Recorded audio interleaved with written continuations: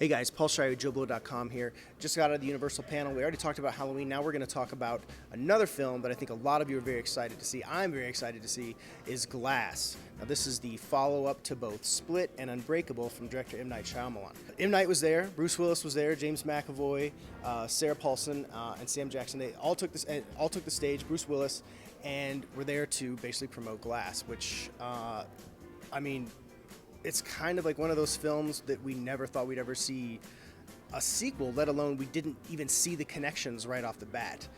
But when it all came together, it was really, really cool. I loved Split, I loved Unbreakable, I thought they were both great. I'm very excited to see these guys come back, especially after what we saw today.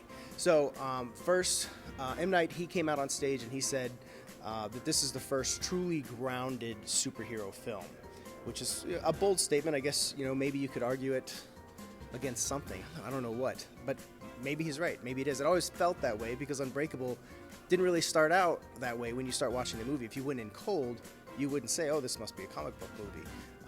But it's an amazing like little unraveling that M. Night has done, and now this convergence of these three films into basically a superhero trilogy.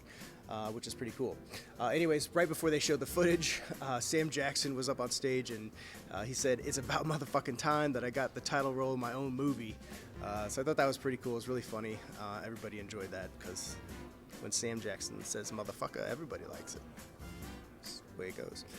So they showed the trailer, which was really cool, and something you got to know about the premise is that it has David Dunn, Bruce Willis' character, Mr. Glass, and the Beast, which is James McAvoy's character from Split, all trapped, at least at the beginning, inside what appears to be like an insane asylum, where Sarah Paulson is playing a psychologist that studies people that have a superhero complex, that believe they are superheroes.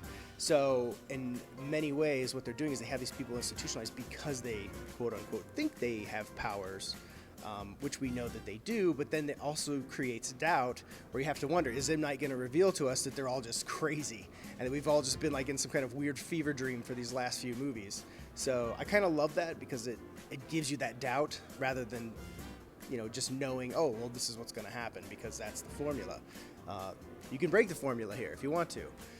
But it does show a lot of David Dunn kind of, you know, continuing his journey as helping people, still wearing the rain slicker thing, and basically doing his superhero deeds. Shows that he still uses his powers when he touches people and, you know, gets that immediate, you know, visual cue as to what that criminal or person is doing. So as Mr. Glass, he gives like a long kind of monologue over the trailer, which is pretty cool, and I obviously don't remember it word for word, but you can see that he really enjoys McAvoy's character. He sees him as like somebody to recruit, and they even address that at some point where he says like, you know, it's like, looks like the bad guys are working with the bad guys or something like that, which is cool. And he does say at one point, he's like, I want to meet the Beast, which is, you know, what McAvoy's character ultimately is. We also see that he's still up to the same deeds, kidnapping women, and basically torturing them with his multiple personalities. We get a look at all of the personalities again, the same fun ones we had from Split. And then basically we just see all of these characters kind of colliding into each other. We see David Dunn fighting the Beast. We see the Beast, you know, running around. We see him like actually running like a dog on hind legs.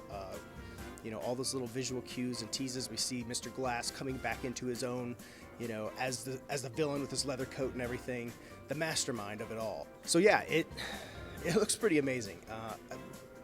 It's a film that we never really thought we would see, never thought we needed, and I'm really I think it's really great that M. Night found a way to make it work.